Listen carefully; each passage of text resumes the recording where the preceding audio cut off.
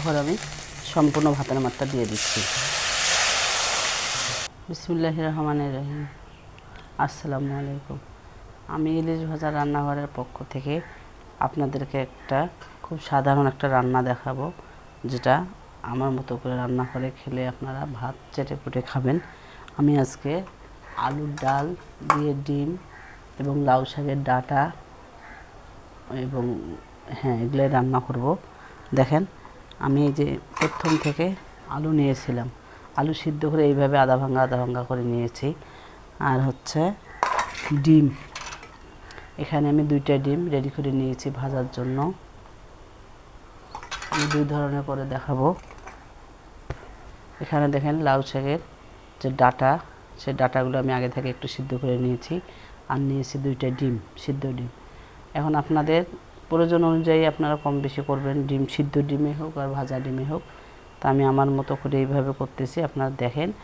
এবং আমি এই রান্নাটা করব সম্পূর্ণ ভাতের মার দিয়ে, আমি পানি ব্যবহার করব না। দেখেন আমি কিভাবে কি করতেছি। এখন আমি আগে ডিমটা ভেজে নেব। ডিমটা ভাজার জন্য কড়াইটা চাপিয়ে দিলাম, চুলাটা অন করে দিলাম। এখন কড়াইটা গরম হতে হতে আমি এখানে একটু তেল দিয়ে দেব। তেল দিয়ে ডিমটা আগে ভেজে নেব।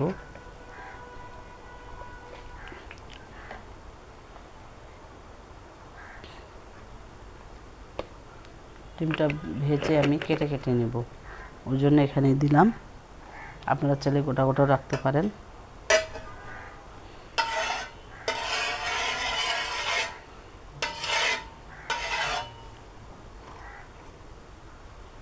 এখানে লবণ,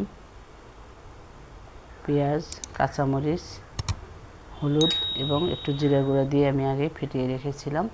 এই ডিমটা এখন এখানে দিয়ে ভেজে নেব।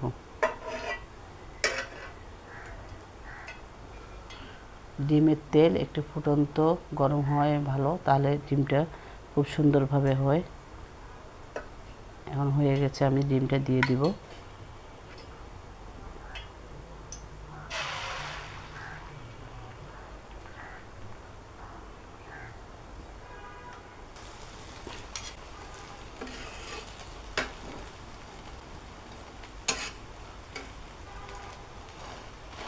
এখানে ডিমটা আমি উল্টে দিয়েছিলাম, কত সুন্দর ফুটে উঠেছে।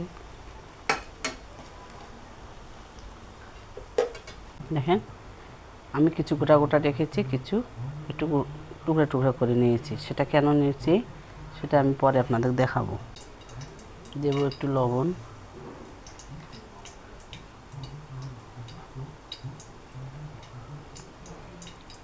হালকা একটু হলুদ,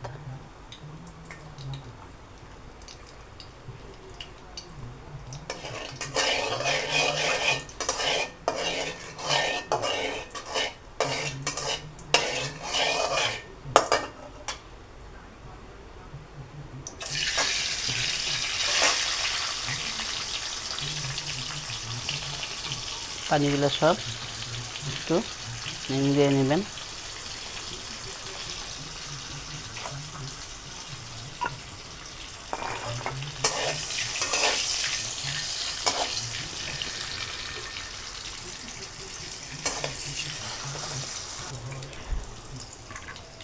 ডিমটা হয়ে গেছে, নামিয়ে নেব।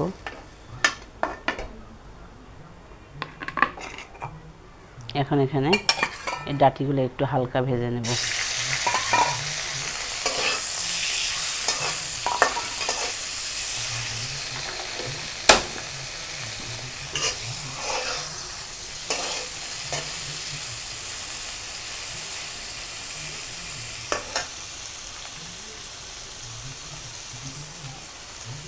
একটু খালি লবণ দেব।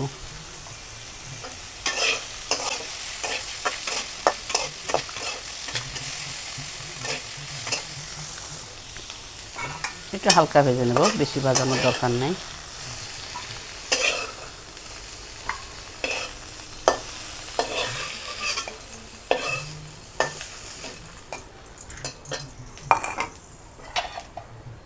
এখানে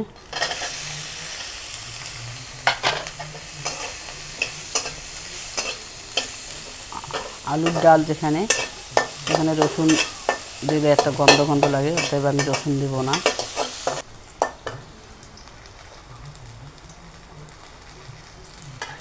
এখানে আদা বাটা এবং জিরা বাটা দিব।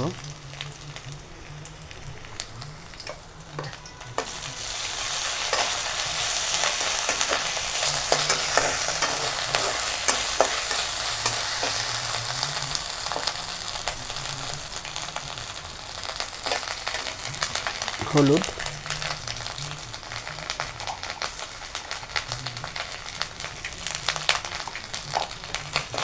কষিয়ে নিতে হবে।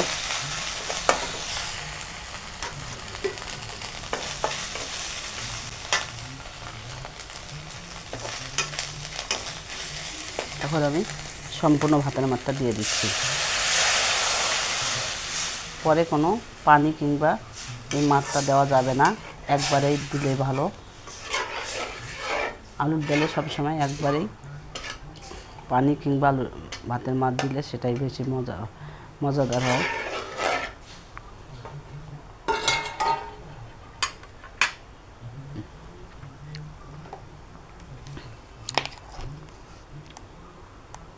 এখন এখানে পরিমাণ মতো লবণ দিয়ে দিব।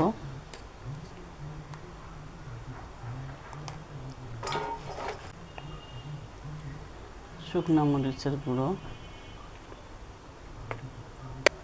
গরম মশলার গুঁড়ো,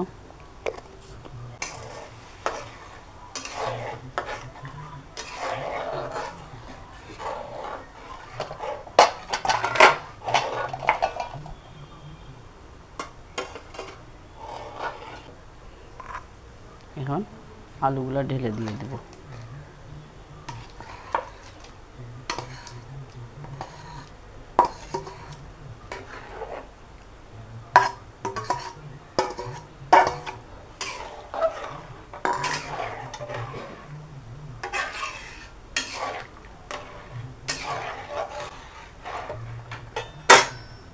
এখন এখানে দিয়ে দিব একটু জিরে, ধনিয়ার গুঁড়া। এভাবে দিয়ে ভালো করে কষিয়ে নিতে হবে।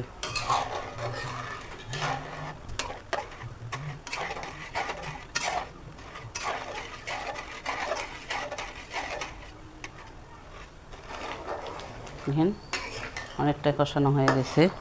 এখন আমি এখানে ডাটাগুলো দিয়ে দিব। অনেকগুলো দিয়ে একটু হালকাভাবে কষিয়ে নিতে হবে।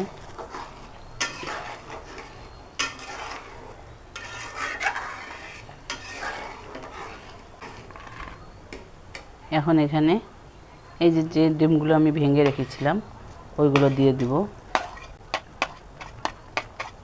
দিয়ে আরেকটু কষিয়ে নেব। এই ডিমগুলো যদি আপনারা চান আরও একটু ছোটো ছোটো করে দিতে পারেন। এই রান্নাটা একবারে আমাদের গ্রাম্য পদ্ধতির রান্না, যে রান্নাটা আমি করে খাই। খুবই মজাদার একটা খাবার, খুবই দুর্দান্ত লাগে। এখন আমি এখানে এই ডিমগুলো দিয়ে দেব।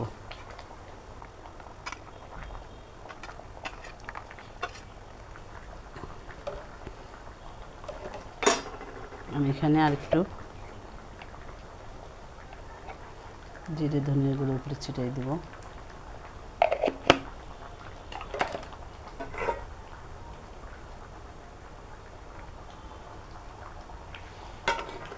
আর দেবো একটু ধনিয়া কুচি।